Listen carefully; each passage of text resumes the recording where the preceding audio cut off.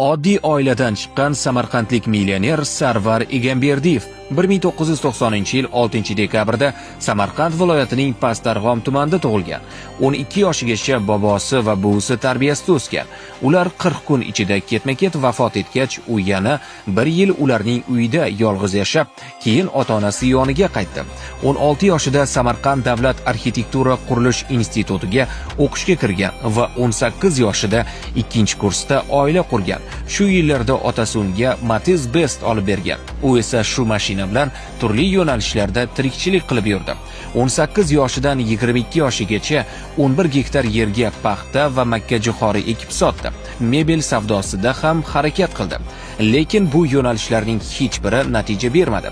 22 yoshida ipotekaga uy sotib olib, oradan ko'p o'tmay uy narxi $40,000 dan $80,000 ko'tarildi. U darhol uyni sotib, qishloqdagi uyiga ko'chib o'tadi.